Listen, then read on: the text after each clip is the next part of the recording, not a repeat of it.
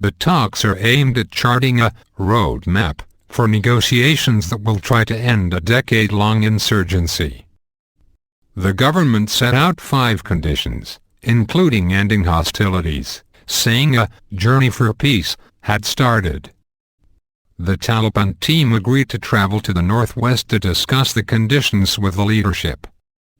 Militants from the Tehreek-e-Taliban Pakistan (TTP) have been waging an insurgency inside Pakistan since 2007. The talks initiative was announced last week by Prime Minister Nawaz Sharif, following a spate of attacks. More than 100 people, including soldiers, died in Taliban attacks across the country in January. Thousands have been killed since the TTP came to the fore in 2007. Doubts over success. The first session lasted about 3 hours at Khyber Pakhtunkhwa House in Islamabad. The head of the Taliban team, Maulana Sami ul-Haq, read out a joint statement afterwards. It listed 5 basic conditions that had been set out by the government side. All talks be held within the framework of the Constitution. The scope of the talks should remain confined to areas affected by violence, not the whole country. All hostilities should cease during talks. The Taliban should clarify the role of a separate 9-member committee that they have established. The talks should not be protracted. The Taliban team agreed to travel to Miran Shah, the northwest, to take the conditions to the leadership and pledge to report back to the government committee as soon as possible. Both committees agreed that neither side should initiate an act that might damage the talks process.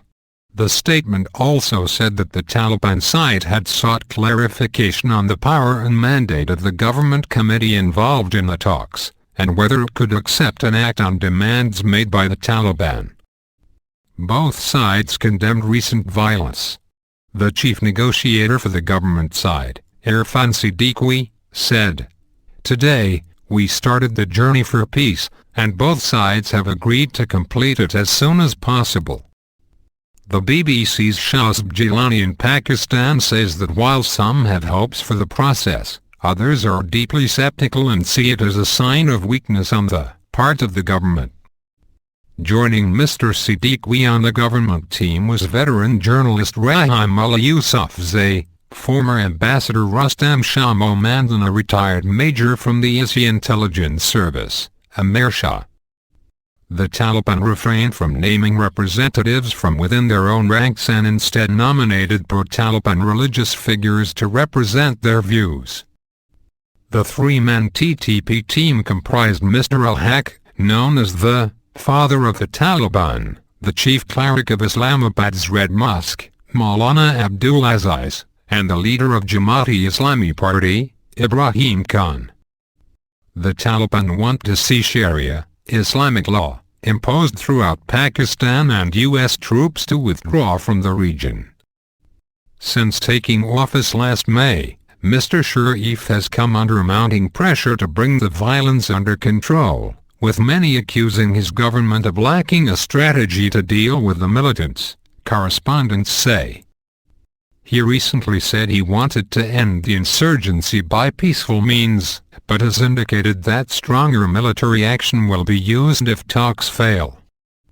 Correspondents say some in Pakistan are worried the talks will only allow the militants time to gain strength and regroup. Previous attempts to engage the Pakistani Taliban in dialogue have all failed.